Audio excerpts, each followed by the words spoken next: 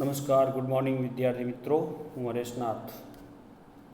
Unit 6 read 1 strike against war સાથે તમારી સાથે જોડાઈ રહ્યો છું. લાસ્ટ વિડીયોમાં યુનિટ 6 રીડ 1 સ્ટ્રાઇક અગેન્સ્ટ વોરનું ઇન્ટ્રોડક્ટરી પાર્ટ આપણે જોયેલું. હેલન કેલર વિશેનો પરિચય આપણે કેળવેલો, જેમાં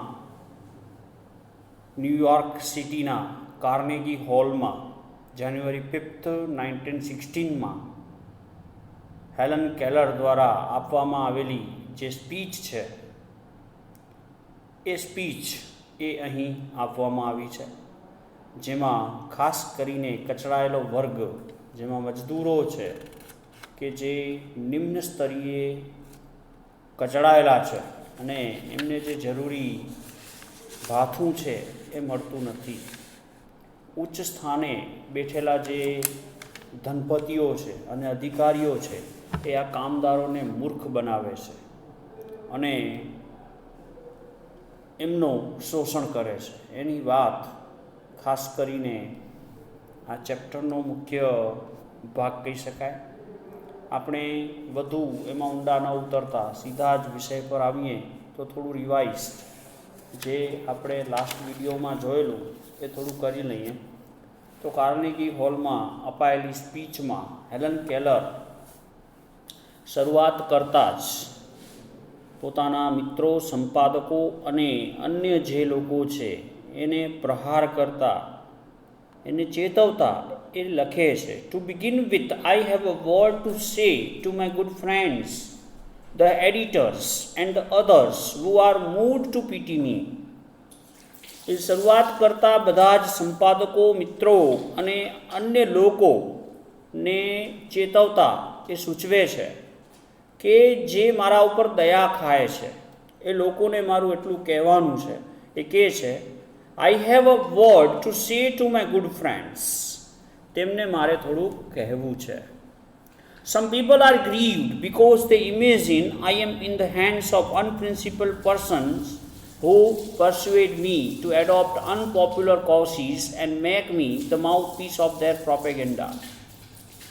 એ કહે છે કે કેટલાક લોકો આ સ્થિતિને જોઈને દુઃખી છે, કારણ કે તેઓ એવું માને છે કે હું એવા સિદ્ધાંતવિહીન લોકોના હાથમાં છું કે જેઓ મને બિન પ્રચલિત જે કારણો છે એને સ્વીકારવા અને તેમના પ્રચારની પ્રવક્તા બનાવવા સમજાવી રહ્યા છે. લોકો એવું માની રહ્યા છે, પરંતુ વાસ્તવ અને હકીકત બંનેમાં એ કહે છે ફરક છે. Now let it be understood once and for all that. પણ આજે અને હંમેશ માટે એક વાત દરેક જણને સમજાઈ જવી જોઈએ કે I do not want their pity. મારે તેમની દયાની જરૂર નથી. I would not change places with one of them. હું તેમનામાંથી કોઈનું પણ સ્થાન લેવા માંગતી નથી. મતલબ કે મને રાજકારણ એ લોકો સાથે જરાય પણ જવાની, બેસવાની ઈચ્છા નથી. I know what I am talking about. અને એ બાબત પણ હું સારી રીતે જાણું છું કે હું શેના વિશે વાત કરી રહી છું. My sources of information are as good as reliable as anybody else. મારી માહિતીના જે સ્ત્રોત છે એ અન્યની સરખામણીએ તેટલા જ સારા અને વિશ્વસનીય છે. એટલે કોઈકને એવું લાગે કે હું માત્ર બકવાસ કરું છું તો એ વાતને પણ હું અહીં રદિયો આપું છું અને દરેકને જણાવી દઉં કે મારું જે ઇન્ફોર્મેશન સ્ત્રોત છે એ અન્ય જેટલું જ સધર છે. મતલબ કે કોઈથી પાછી ઉતરું એમ નથી. મારું રીડિંગ વાસ્ટ છે અને દુનિયાભરના પ્રવાહોથી એ કહે છે હું માહિતગાર છું. I have papers and magazines from England, France, Germany and Austria that I can read myself. એ કહે છે કે મારે વાંચવા માટે ઇંગ્લેન્ડ, ફ્રાન્સ, જર્મની અને ઓસ્ટ્રિયાથી અખબારો આવે છે, મેગેઝિન્સ આવે છે અને મેગેઝિન્સ, અખબારોનું હું અધ્યયન કરું છું અને જે માહિતી મારી પાસે છે એના આધારે જ હું અહીં વાત કરી રહી છું. Not all the editors I have met can do that. હું જેટલાને પણ મળી છું તેટલા તમામ સંપાદકો જે પણ છે એ મારા જેટલું તો નથી જ કરી શકતા અને નહીં જ કરી શકે જે હું કરી શકું છું. Quite a number of them have to take their French and German second hand. હું જેટલાને મળી ચૂકી છું તેમાંથી ઘણા બધા વંચાઈ ગયેલા જે ફ્રેન્ચ અને જર્મન અખબારો છે એ પાછળથી મેળવીને વાંચે છે. પરંતુ મારી પાસે રોજબરોજનું વાંચન સામગ્રી મારા ટેબલ ઉપર હોય છે. જ્યારે હું જેના પરિચયમાં છું એ સંપાદકો ખાસ કરીને વંચાઈ ગયેલું વાસી જે પણ છે એ રહીને વાંચે છે. પરંતુ મારો જે અભ્યાસ છે એકદમ તાજો છે. તેથી એમ ન માનતા કે હું જે અહીં ચર્ચા કરી રહી છું એ બિલકુલ ધંગ અને ધડા વગરની છે, મતલબ કે લેટેસ્ટ નથી. તો એ બાબતે તમે નિશ્ચિંત રહો. They are N ઓવરવર્કડ. એ કહે છે no I will not depreciate the editors. ના, હું તંત્રીઓનું સંપાદકોનું અહીં અવમૂલ્યન કરવા માંગતી નથી. They are an overworked misunderstood class. વાસ્તવમાં તેઓ એક ગજા ઉપરાંત કામ કરતો અને ગેરસમજ પામેલો વર્ગ છે. મતલબ કે તંત્રીઓનો જે વર્ગ છે એ પોતાના કેપેસિટીથી ઉપર કામ કરતો વર્ગ છે અને એને ગેરસમજ એમના વિશેની બંધાઈ ચૂકી છે. તેથી હું એમનું અવમૂલ્યન કરવા નથી માંગતી, પણ એક આ ગેરસમજનો પણ ભાગ હોઈ શકે એમ છે. લેટ ધેમ રિમેમ્બર. તો હું એ કહે છે લેટ ધેમ રિમેમ્બર ધો that if I cannot see the fire at the end of their cigarettes, neither can they thread a needle in the dark. એ કહે છે તેમ છતાં અલબત્ત એમને એ યાદ રાખવા દો, અલબત્ત તેમને એ વસ્તુની યાદ રાખવા દો કે that if I cannot see the fire at the end of the cigarettes, મતલબ કે જો હું તેમની સિગારેટનો જે સળગતો છેડો છે એ હું જોઈ શકતી નથી મારી અંધદ્રષ્ટિના કારણે, તો એક બાબત એ પણ યાદ રાખે કે neither can they thread a needle in the dark. પરંતુ તે લોકો પણ અંધારામાં સોયનો દોરો પરોવી શકતા નથી. જે ખૂબી મારી અંદર છે એ એમની પાસે નથી, અને જે ખૂબી મે બી એમના પાસે હશે એ મારી પાસે નહીં હોય. એમના સળગતી સિગારેટનો છેડો હું અંધ હોવાના કારણે જોઈ શકતી નથી, તો તે લોકો પણ અંધારાની અંદર સોયનો દોરો પરોવી શકશે નહીં જે કામ હું કરી શકું છું. All I ask gentlemen. એ કહે છે સજ્જનો, હું માત્ર એટલું જ કહેવા ધારું છું, મારે માત્ર એટલી જ અપેક્ષા છે. Is a fair field and no favour. હું માત્ર ને માત્ર એ કહે છે સજ્જનો, મને માત્ર એકને એક નિષ્પક્ષ અને તરફેણ વગરના ક્ષેત્રની અપેક્ષા છે કે જ્યાં તરફેણ અને પક્ષપાત ન હોય તેવા ક્ષેત્રની મને અપેક્ષા છે, એવી કામગીરીની મને અપેક્ષા છે. હું માત્ર ને માત્ર એટલું ઈચ્છું છું, એટલું ઝંખું છું. I have entered the fight against preparedness and against the economic system under which we live. એ કહે છે I have entered the fight against preparedness and against the economic system under which we live. એ કહે છે કે આપણે જે સુસજ્જતા અને અર્થવ્યવસ્થા હેઠળ જીવીએ છીએ, I have entered the fight against preparedness and against the economic system under we live. જે સુસજ્જતા અને અર્થવ્યવસ્થા હેઠળ આપણે જે રહીએ છીએ એની વિરુદ્ધ I have entered the fight against. એની વિરુદ્ધ મેં એક જંગ છેડ્યો છે, અને it is to be fight to the finish. અને એને હું અંત સુધી લડી લેવા માંગુ છું. And I ask no quarter. અને એમાં હું કોઈ બાંધછોડ કરવા ઈચ્છતી નથી, એ સ્પષ્ટ રીતે બધાને સૂચવી દે છે. લાસ્ટ વિડીયોમાં મિત્રો આપણે અહીં સુધી ચર્ચા કરેલી. નેક્સ્ટ હવે આગળ વધીએ. All the machinery of the system has been set in motion. Motion મતલબ ગતિ, મતલબ કે કાર્યરત થવું. All the machinery of the system મતલબ કે સંપૂર્ણ જે સિસ્ટમનું કાર્યતંત્ર છે, સિસ્ટમનું જે વ્યવસ્થા તંત્ર છે, has been set in motion મતલબ કે કાર્યરત થઈ ચૂક્યું છે, ગતિમાં આવી ગયું છે. મતલબ કે સંપૂર્ણ વ્યવસ્થા તંત્ર કાર્યરત થઈ ચૂક્યું છે. Above the complain and din of the protest from the workers is heard the voice of authority. Above the complaint मतलब के above the complaint and the din of the protest from the workers मतलब के કર્મચારીઓના વિરોધના સૂર અને ફરિયાદોથી ઉપર ઉઠીને is heard the voice of authority.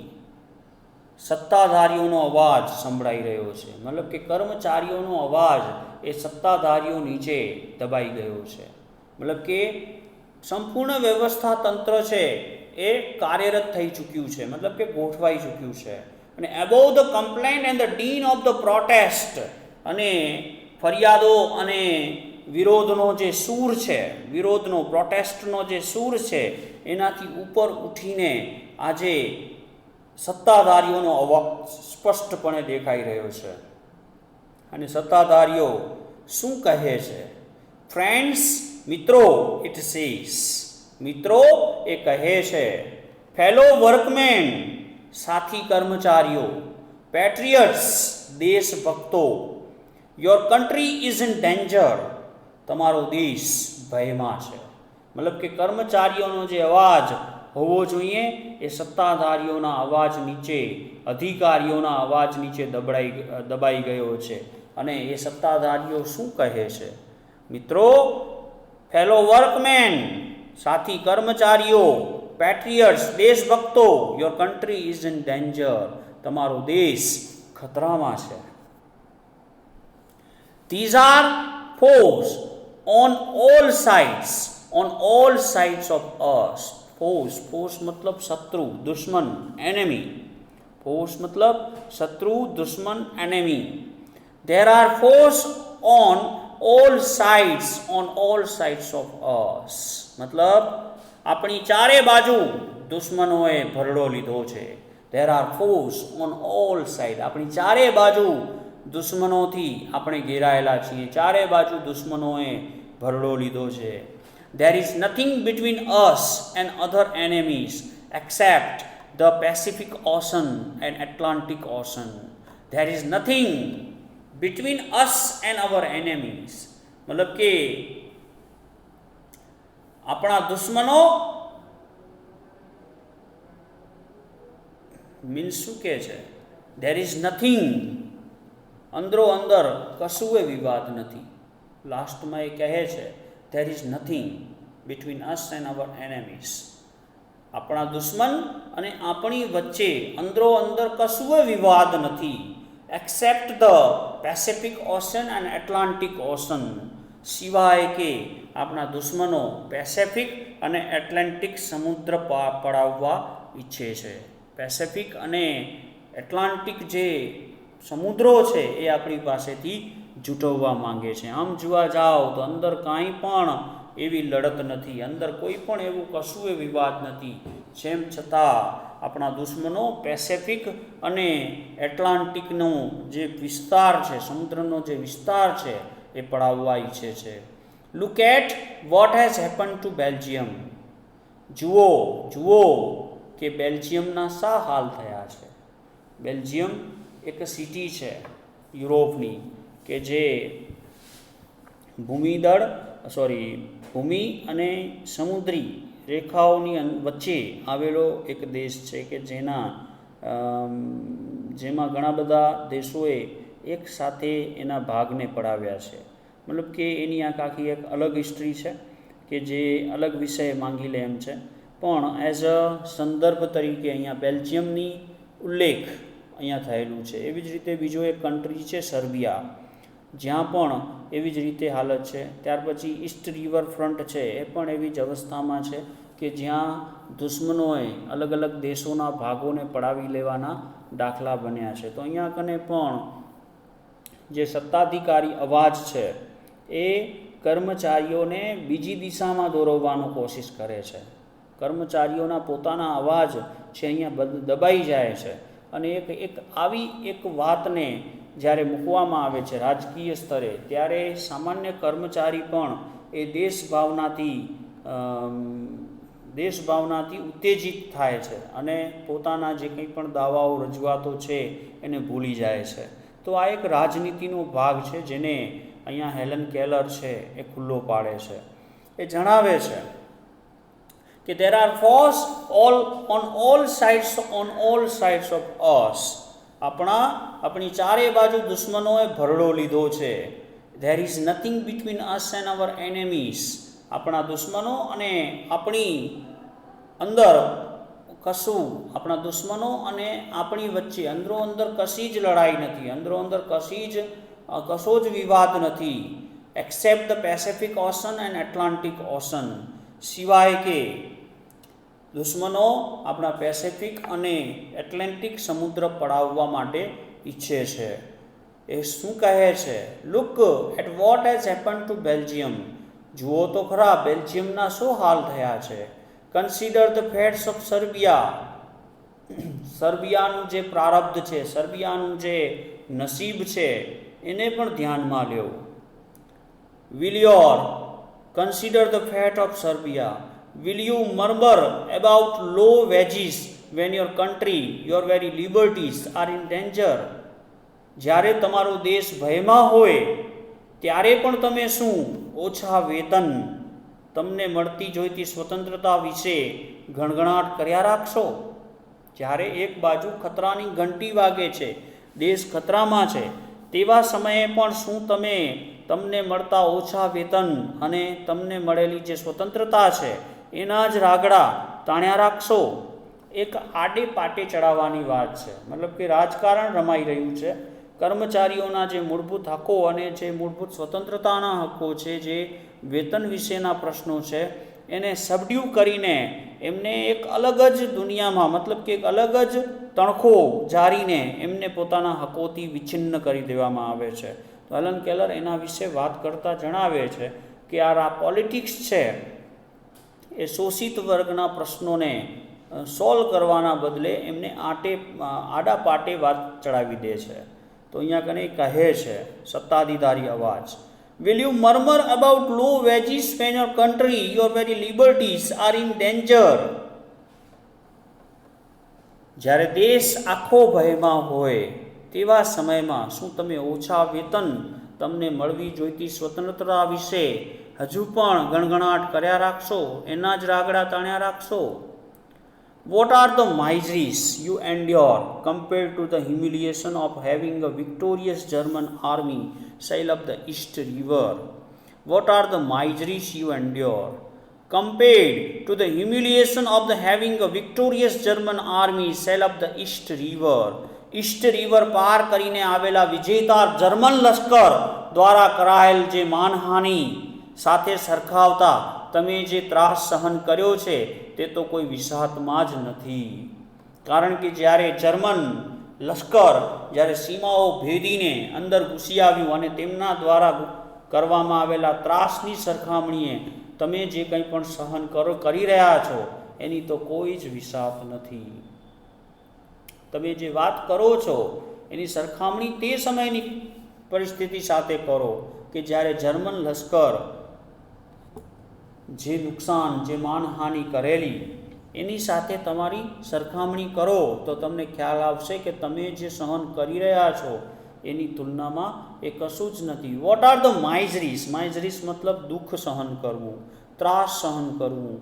You have endured compared to the humiliation. Humiliation मतलब अपमान, मानहानि of having a victorious German army. વિજેતા જર્મન લશ્કર દ્વારા કરાયેલ માનહાનિ સાથે તમારા જે દુઃખો છે, તમે જે સહન કરી રહ્યા છો, એન્ડ્યોર મતલબ ટુ બિયર, સહન કરવું, તમે જે સહન કરી રહ્યા છો એની સરખામણી, એની સરખામણી કરો તો એની કોઈ જ વિસાત નથી. What are the miseries you endure compared to the humiliation of having a victorious German army sail up the East River? મતલબ કે ઈસ્ટ રિવર પાર કરીને આવેલા વિજેતા જર્મન લશ્કર દ્વારા કરાયેલ માનહાનિ સાથે સરખાવતા તમે જે ત્રાસ સહન કર્યો છે તે તો કોઈ વિસાતમાં જ નથી. Quit your ગ્રમ્બલિંગ.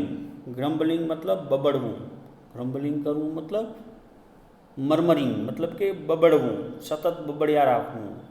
ક્વિટ યોર ગ્રમ્બલિંગ, તમારું બબડવાનું છોડી દો. Get busy and prepare to defend your firesides and your flag. શું કહે છે? તમારું બબડવાનું છોડી દો અને prepare to defend your firesides and your flag. Firesides મતલબ તમારા ઘરને. અહીંયા કને ફાયરસાઇટ્સનું મિનિંગ બહોળો અર્થ ધરાવે છે, કારણ કે જે કન્ટ્રીઝ છે એ બધા કન્ટ્રીઝ છે એ ખાસ કરીને બર્ફીલા વિસ્તારો છે કે જ્યાં કને સતત બરફ પડતો રહેવાના કારણે ઘરની અંદર જ સગડી રાખવામાં આવે છે. એક પ્રકારનો ચૂલો સળગાવીને રાખવામાં આવે છે જ્યાં કને સતત હૂંફ મેળવવી પડે છે. નહીંતર ઠંડીના કારણે એ વસ્તુ છે એ ઘણી વખત જાનહાનિ પણ કરી શકે છે. અને એ સગડી ત્યારે જ શક્ય બને છે જો ઘર હોય તો, મતલબ કે ઘરની અંદર જ એ વ્યવસ્થા ઊભી કરવી પડે છે, કારણ કે બાહ્ય તો દરેક જગ્યાએ બરફ છવાઈ જાય છે જ્યાં આવી સગડી પ્રગટાવવી અઘરું થઈ પડે છે. તેથી અહીંયા કને ફાયરસાઇટ્સનું મિનિંગ એક એવા ઘરની કલ્પના સાથે છે કે જ્યાં સગડીની વ્યવસ્થા હોય, જ્યાં કને તમે હળવો તાપ બરફ સામે ટકી રહેવા માટે તમારા ઘરમાં જે વ્યવસ્થા ઊભી કરી શકો. તો અહીંયા ફાયરસાઇટ્સનો મિનિંગ સંદર્ભ છે ઘર સ્વરૂપે છે. તો અહીંયા કને એમ કહેવામાં આવ્યું છે કે get busy and prepare to defend your firesides and your flag. મતલબ કે તમારા રાષ્ટ્રધ્વજ અને તમારા ઘરને બચાવવા માટે કામે લાગી જાઓ. ગેટ બિઝી એન્ડ પ્રિપેર મતલબ કે ધંધે લાગી જાઓ. બિઝી એટલે કે વ્યસ્ત બનો અને તૈયારી કરવા લાગી જાઓ. Quit your grumbling. અહીંયા સત્તાધિકારી જે અવાજ છે, જે રાજનીતિનો અવાજ છે, એ લોકોને એવું ચેતવે છે કે અહીં જોખમ ઊભું છે. તો સૌથી પહેલાં તો તમારા ઘરબાર બચાવો અને રાષ્ટ્રની જે કંઈ પણ ફરજ છે એ નિભાવવા માટે તમે તૈયાર થાઓ. તમારા જે હકો માંગી રહ્યા છો એ હાલની સ્થિતિએ બિલકુલ અયોગ્ય છે. મતલબ કે એમનો અવાજ છે એ દબાવી દેવામાં આવે છે. Get an army, get a navy, be ready to meet the invaders like the loyal hearted freemen you are. શું કહે છે? લશ્કર ઊભું કરો. ગેટ એન આર્મી, લશ્કર તૈયાર કરો. ગેટ અ નેવી, નૌકાદળ ઊભો કરો. Be ready to meet the invaders, like the loyal hearted freeman you are. मतलब के loyal hearted वफादार, freeman you are मतलब के वफादार स्वतंत्र नागरिकની જેમ હુમલાખોરોનો સામનો કરવા માટે તૈયાર થઈ જાઓ. To be ready to meet the invaders મતલબ હુમલાખોર મતલબ કે ઇન્ટ્રુડર્સ મતલબ કે ઘૂસણખોર અને હુમલાખોરો છે એની સામે લડવા માટે તૈયાર થઈ જાઓ. To get an army, get a navy, લશ્કર ઊભું કરો, નૌકાદળ ઊભું કરો અને વફાદાર સ્વતંત્ર સૈનિકની જેમ હુમલાખોરોનો સામનો કરવા માટે તમે તૈયાર થઈ જાઓ.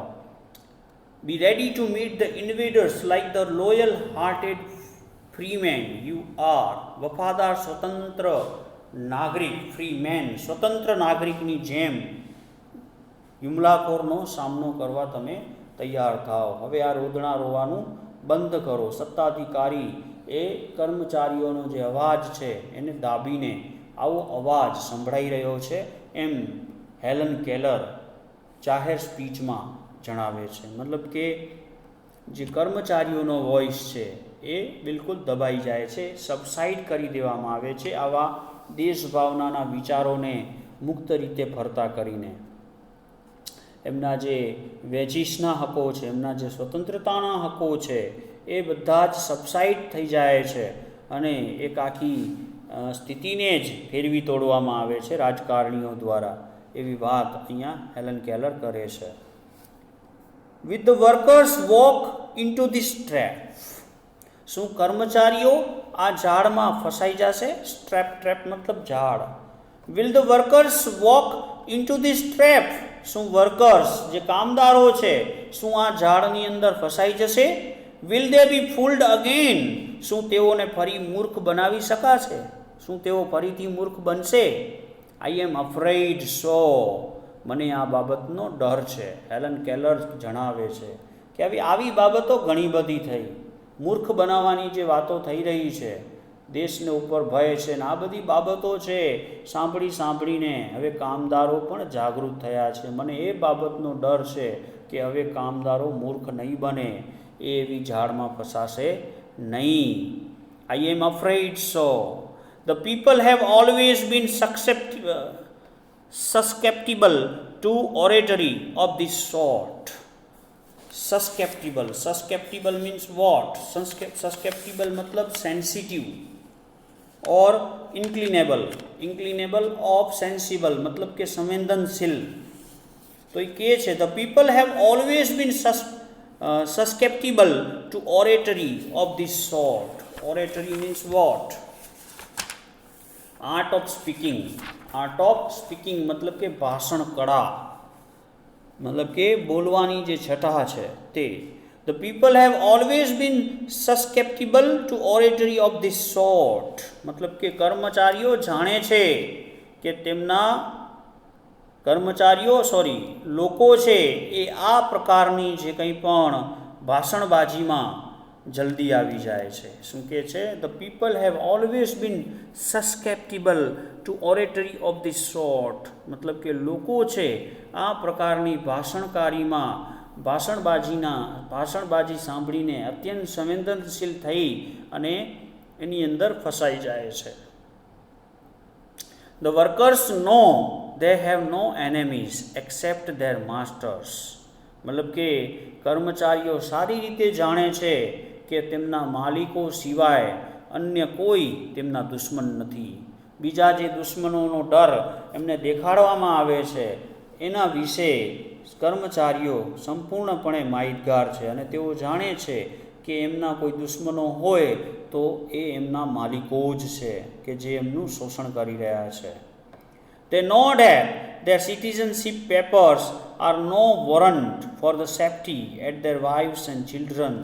They know that. તેઓ જાણે છે કે their citizenship papers are no warrant. મતલબ કે તેઓ સારી રીતે જાણે છે કે તેમના નાગરિકત્વના પેપર્સ જે છે, દસ્તાવેજો છે, તે are no warrant for the safety of their wives and children. તેમની પત્નીઓ અને બાળકોની સલામતીની ખાતરી આપતા નથી.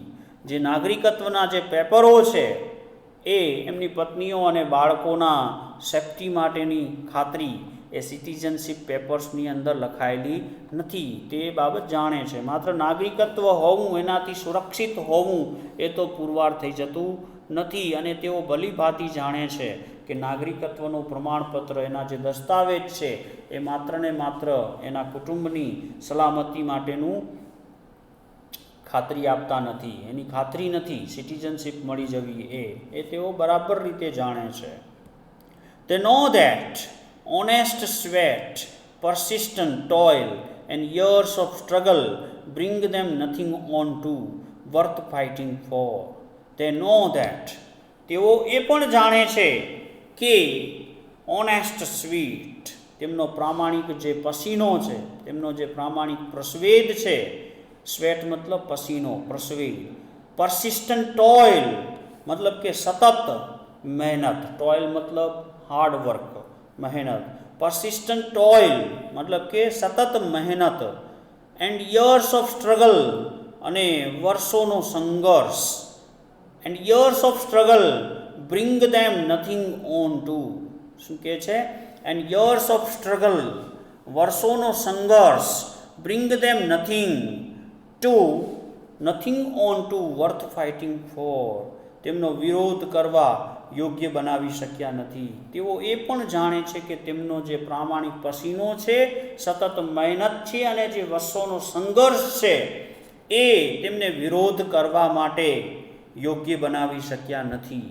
મતલબ કે એમણે તો માત્ર ને માત્ર પરસેવો જ પાડ્યો છે, મહેનત કરી છે અને તેઓ સક્ષમ બન્યા નથી. હજી પણ વિરોધ નોંધાવવા માટે એમનું જે વર્ગ છે એ મોટા વર્ગો સામે ટૂંકો પડ્યો છે. મતલબ કે આજ સુધીની સતત મહેનત પણ એમને એ સ્થિતિમાંથી બહાર લાવી શકી નથી.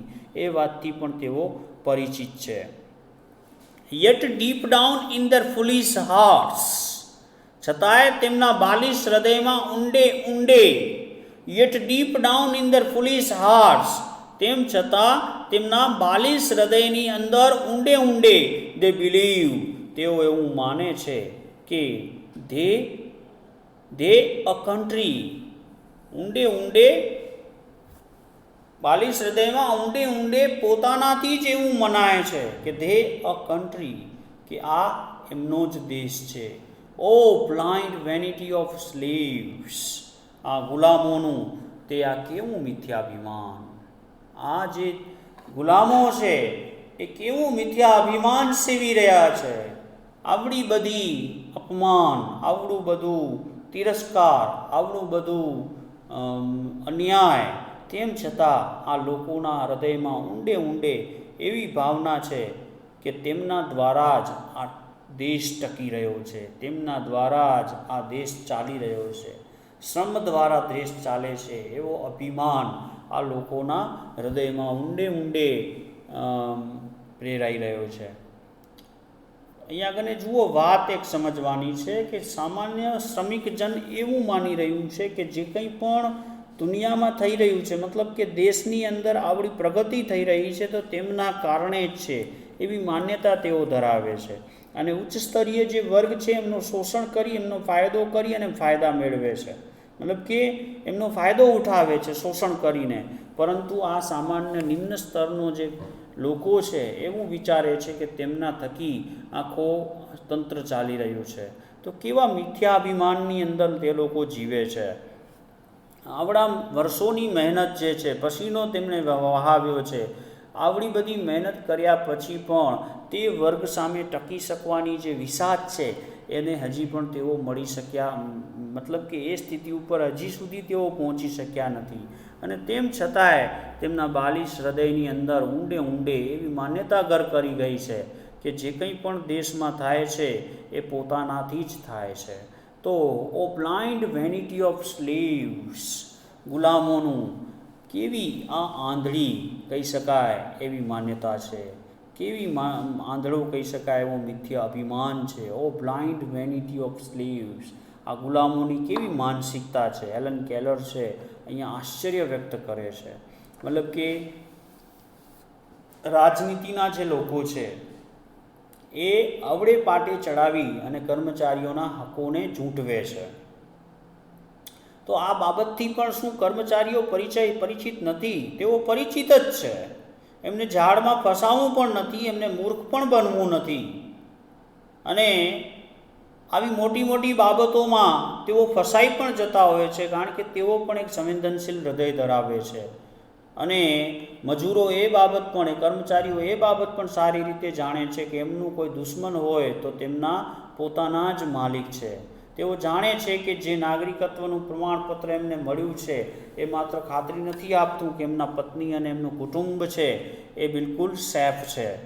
અને એ પણ તે લોકો જાણે છે કે આટલા સમયનો વહાવેલો પસીનો, મહેનત અને જે કંઈ પણ સંઘર્ષ તેમણે કર્યું છે એ એમને આટલી સ્થિતિએ હજી પણ કેપેબલ બનાવી શક્યું નથી.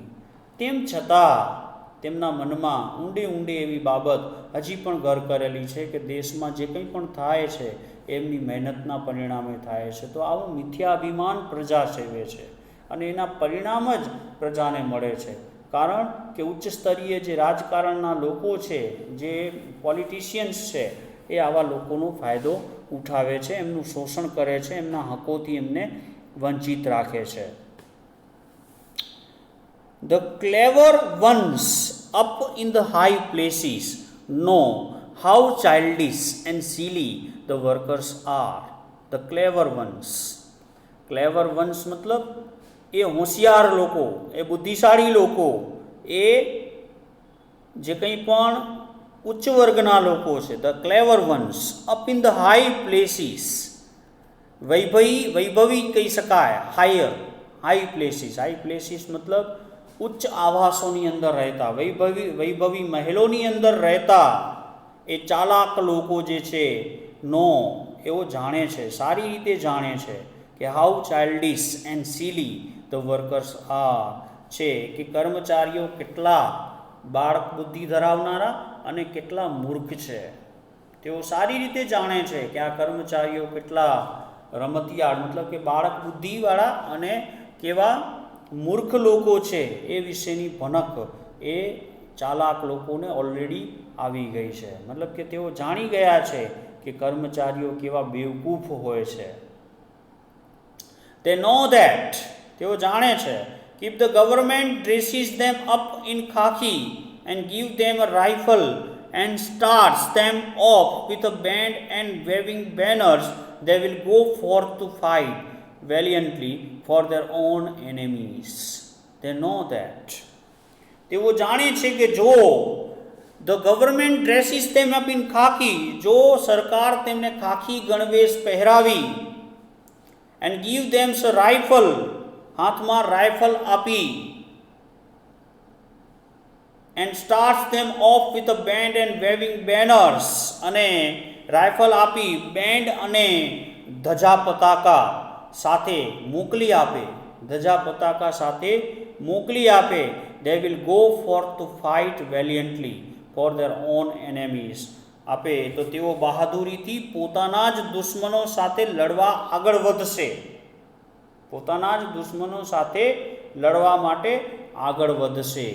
They know that, તેઓ એ પણ જાણે છે કે if the government dresses them up in khaki, તેઓ એ પણ જાણે છે કે જો ગવર્મેન્ટ સરકાર તેમને ગણવેશ પહેરાવી, હાથમાં બંદૂક આપી અને બેન્ડ અને હાથમાં ધજા પતાકા આપી તો તેઓ શું કરશે? start them off with a band and waving banners, they will go forth to fight valiantly, મતલબ કે બહાદુરી પૂર્વક પોતાના જ દુશ્મનો સાથે લડવા માટે આગળ વધી જશે. એ વાતની પણ તેમને ચોક્કસપણે ખાતરી છે. મહેલોમાં વસનારા ઉચ્ચ બુદ્ધિના લોકો જે છે, જે ચાલાક લોકો છે, આ બાબતો સારી રીતે જાણે છે. They are taught that brave men die for their country's honor. They are taught.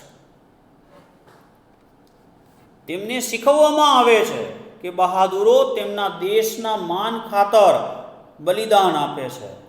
એવા લોકોને એવું મનમાં ઠસાવી દેવામાં આવે છે કે બહાદુર લોકો જ આ દેશને કામ આવતા હોય છે. મતલબ કે રાષ્ટ્ર દાજથી, દેશ દાજથી એમને ઉકસાવવામાં આવે છે. દેશ દાજ એમનામાં જન્માવી અને એમનું એમનું જે શોષણ છે એ ચોક્કસપણે કરી લેવામાં આવે છે. આ બધું ચાલાક લોકોના કામ છે.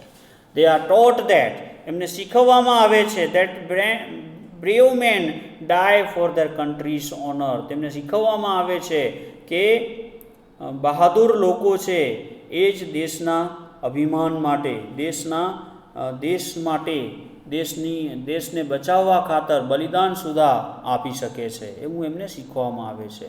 What a price to pay for a wage idea, the lives of millions of young men, other millions crippled and blinded for life, existence made horrible for still more millions of human beings, the achievement and legacy of generations swept away in the moment and nobody better off for all the misery. શું કહે છે? એમને શીખવવામાં આવે છે કે બહાદુરો તેમના દેશ ખાતર બલિદાનો આપે છે. What a price to pay for a wage. શું કહે છે? What a price to pay for a vague idea, મતલબ કે આવો તથ્યહીન વિચાર, આવો તથ્યવિહીન વિચાર માટે કેટલું ચૂકવવું પડે, કેટલું આપી શકવું પડે. The lives of millions of young men, લાખો યુવાનોના જીવન. અધર મિલિયન્સ ક્રિપલ્ડ, અન્ય લાખો જીવન પર અપંગ બને છે. અધર millions crippled and બ્લાઇન્ડેડ four life, અન્ય લાખો લોકો જીવન પર અપંગ અને અંધ થઈ જાય. Existence made horrible for still more millions of human being, મતલબ કે હજુ વધારે લાખો માનવ જીવનનું અસ્તિત્વ જોખમમાં મુકાઈ જાય. લાખો લોકો, એક્ઝિસ્ટન્સ મેડ હોરિબલ, હોરિબલ મતલબ ભયંકર સ્થિતિમાં.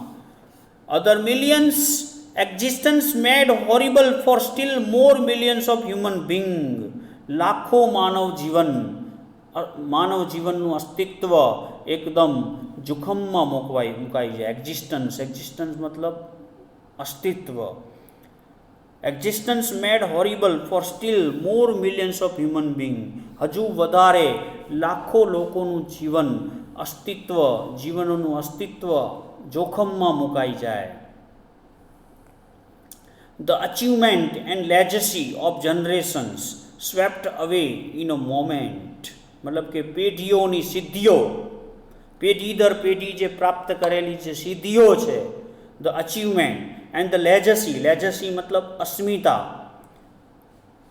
ઓફ જનરેશન્સ જનરેશન મતલબ પેઢી, તો પેઢીઓની જે કંઈ પણ સિદ્ધિઓ છે. The achievement and legacy of generations, તો પેઢીઓની સિદ્ધિઓ અને અસ્મિતા swept away in a moment, ક્ષણભરમાં નિસ્ત નાબૂદ થઈ જાય, મતલબ ક્ષણવારમાં મીટી જાય. And nobody better off for all the misery, અને આ બધી આપદાઓ પછી પણ કોઈનું કલ્યાણ થવાનું નથી, અને આ બધી જ બાબતો પછી પણ કોઈનું જ કલ્યાણ થવાનું નથી. મતલબ કે આ એક પ્રકારનું બ્રેઇન વોશ છે. લાખો લોકોને યુદ્ધની સ્થિતિમાં લાવી દેવામાં આવે છે. લાખો લોકોને પોતાના હકોમાંથી મતલબ કે એમને જે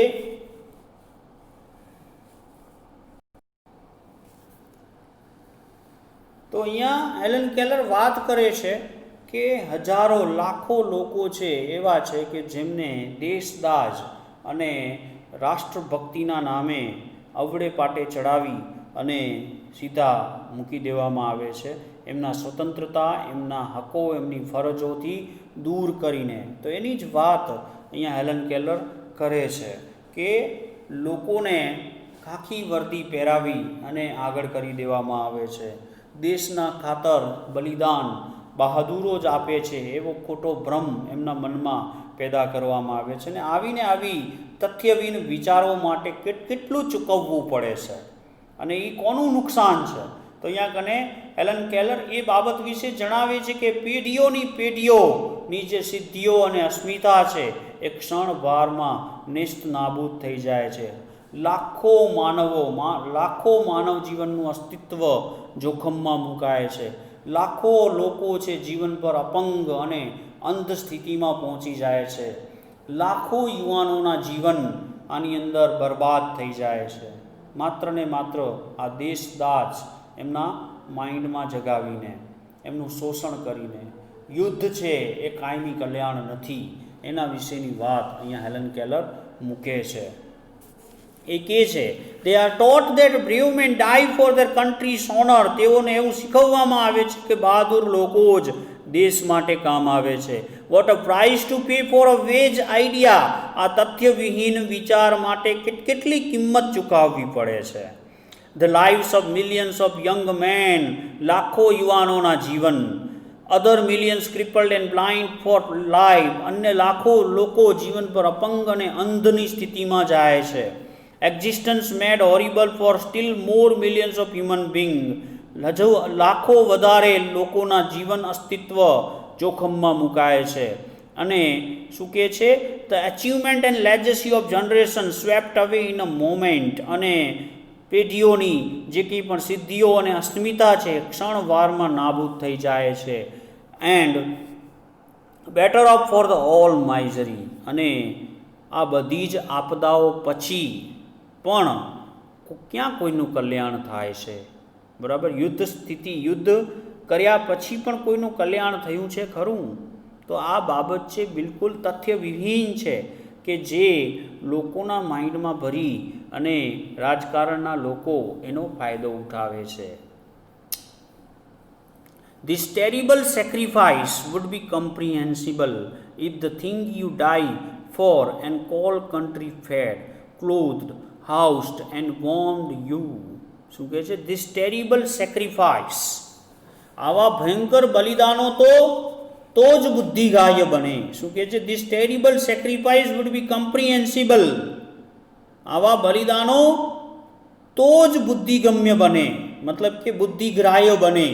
જો તમે if the thing you die for and call country fed, જો તમે જે દેશ માટે બલિદાન આપો અને તમારો દેશ કહો છો એ તમને ખોરાક, ફેડ કન્ટ્રી ફેડ, તમે જે દેશ માટે બલિદાન આપો છો એ દેશ બલિદાન આપ્યા પછી જો તમને ખોરાક, કપડાં, ઘર અને હૂંફ સલામતી આપે, તેમજ શું કહે છે?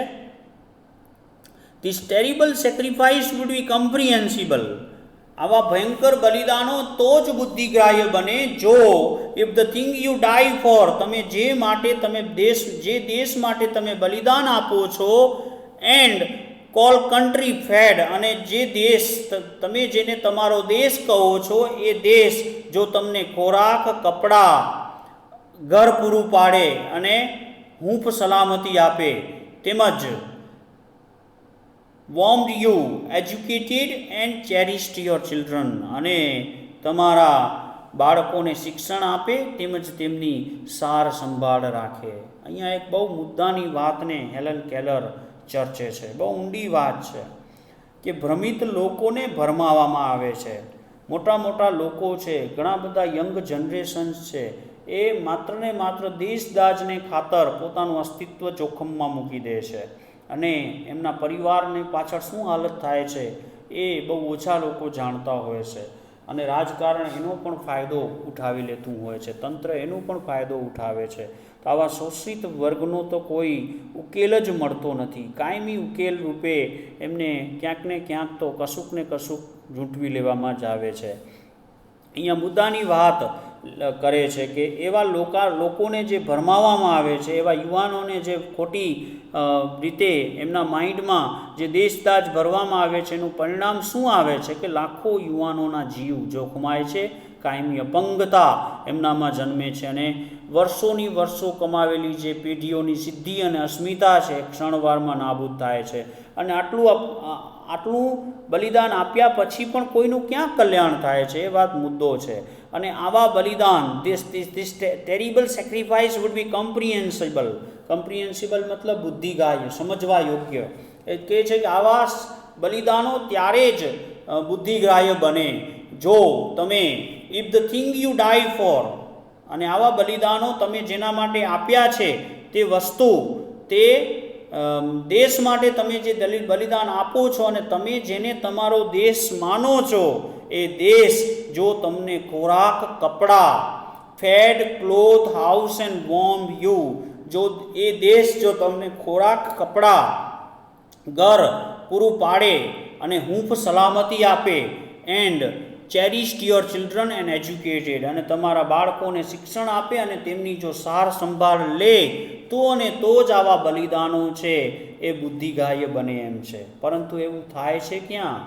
હજારો બેવાઓ, હજારો વિધવાઓને પૂરતી સહાય મળતી નથી. હજારો લોકો છે જીવનભર અંધ અને અસહાયતા ભોગવે છે.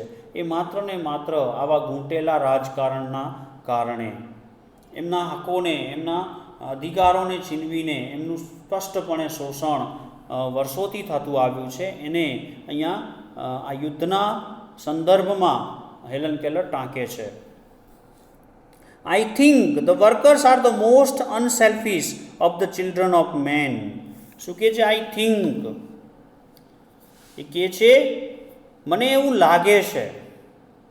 એ શું કહે છે? મારા માનવા મુજબ મને એવું લાગે છે કે the workers are the most unselfish of the children of main.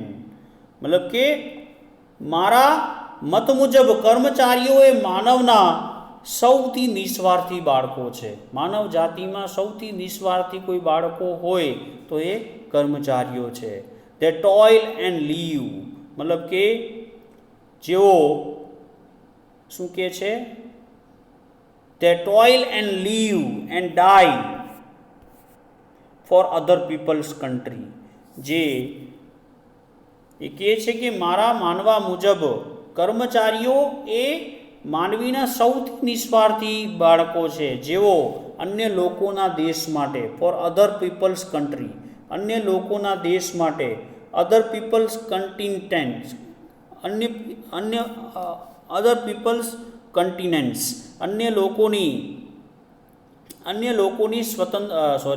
લોકોના દેશ, અન્યોના ભૂખંડો માટે. કન્ટિનેન્ટ્સ મતલબ ભૂખંડ, મતલબ કે ખંડ. અન્ય લોકોના ખંડ માટે, અન્ય લોકોના અધર પીપલ્સ લિબર્ટીઝ, અન્ય લોકોની સ્વતંત્રતા માટે, એન્ડ અધર પીપલ્સ હેપીનેસ, અને અન્ય લોકોની સ્વતંત્રતા માટે. મતલબ કે કર્મચારીઓ એક એવા લોકો છે, એવા નિસ્વાર્થી બાળકો છે કે જેઓ અન્ય લોકોના દેશ, અન્ય લોકોના ભૂભાગો, અન્ય લોકોની સ્વતંત્રતા માટે તેમજ અન્યોના સુખચેન માટે મજૂરી કરે છે, જીવે છે અને મરે છે. શું કહે છે અહીંયા? એ કહે છે, હેલન કેલર કહે છે, I think the workers are the most unselfish of the children of men. મારા માનવા મુજબ કર્મચારીઓ માનવના એ સૌથી નિસ્વાર્થી બાળકો છે, જેઓ દે ટોઇલ એન્ડ લીવ એન્ડ ડાઈ, જેઓ મજૂરી કરે છે, રહે છે અને મરે છે. કોના માટે? ફોર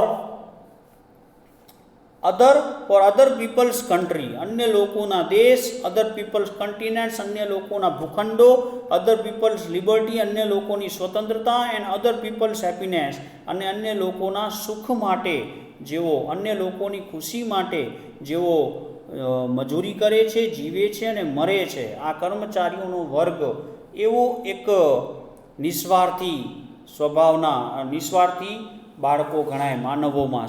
માનવોની અંદર સૌથી નિસ્વાર્થી બાળકો હોય તો એ કર્મચારીઓ છે, એવું હેલન કેલર માને છે. The workers have no liberties of their own. શું કહે છે?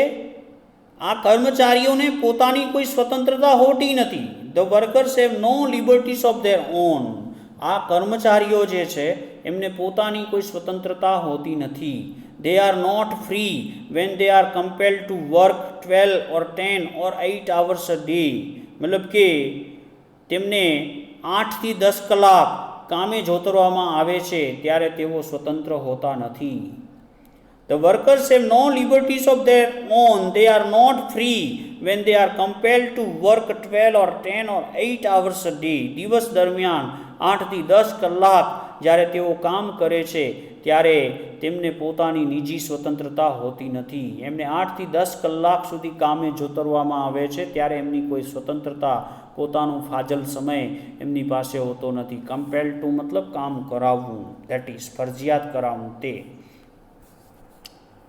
They are not free when they are ill paid for their exhausting toil. They are not free.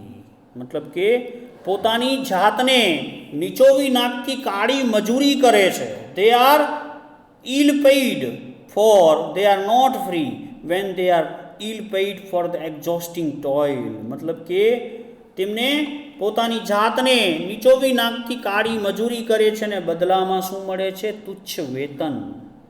They are not free when they are ill paid. મતલબ કે મજૂરીના પૈસા જે એમની જરૂરિયાતો સંતોષવા માટે પણ ઓછા પડે છે, એ ઓછા પડતા પૈસાની માટે તેઓ પોતાની જાતના આખી નીચોવી નાખે.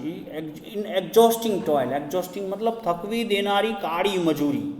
મતલબ એ કહે છે કે પોતાની જાતને નીચોવી નાખતી કાળી મજૂરી કરે છે ને બદલામાં એમને શું મળે છે? માત્ર તુચ્છ વેતન. They are not free when their children must labor in mills and factories or starve. શું કહે છે?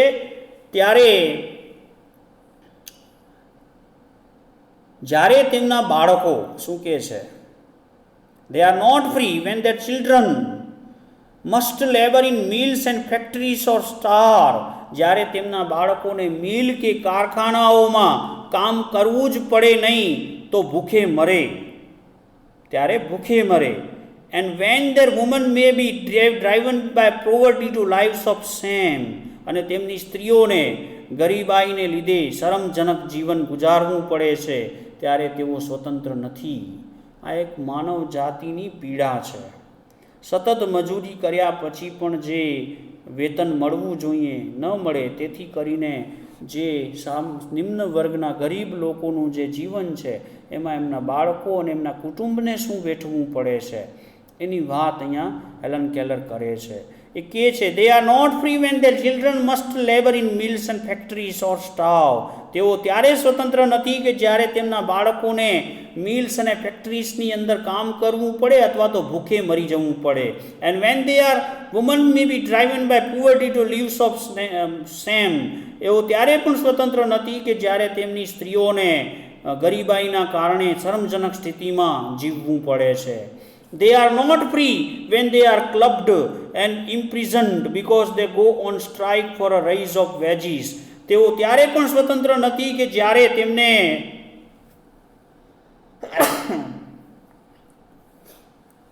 શું કહે છે? તેઓ ત્યારે પણ સ્વતંત્ર નથી કે જ્યારે તેમને જેલમાં પૂરી દેવામાં આવે છે, જેલ ભેગા કરી દેવામાં આવે છે અને એમને મારવામાં આવે છે. They are not free when they are clubbed and imprisoned because they go on strike for a raise of wages. મતલબ કે તેઓ વેતન વધારવા માટે જ્યારે હડતાળ પર જાય ત્યારે તેમને જેલ ભેગા કરીને જેલમાં ધકેલી દેવામાં આવે છે, ત્યારે પણ તેઓ સ્વતંત્ર નથી. And for the basic justice મતલબ કે મૂળભૂત ન્યાયની ખાતર that is the right as human beings. માનવ જાતિ તરીકે તેમનો જે મૂળભૂત અધિકાર છે, તેમનો જે મૂળભૂત ન્યાયની માગણી કરવા અથવા તો વેતન વધારવા જ્યારે પણ તેઓ હડતાલ કરવા જાય છે ત્યારે તેમને ભેગા કરી અને જેલમાં ધકેલી દેવામાં આવે છે, ત્યારે પણ તેઓ સ્વતંત્ર નથી. They are not free when they are clubbed and imprisoned because તેઓ ત્યારે પણ સ્વતંત્ર નથી કે જ્યારે તેમને ભેગા કરીને જેલમાં ધકેલી દેવામાં આવે છે. When they are clubbed and imprisoned because they go on strike for a raise of wages. કે જ્યારે તેઓ પોતાના હકની માંગણી કરવા, પોતાના વેતન વધારવા માટે હડતાલ પર ઉતરે છે.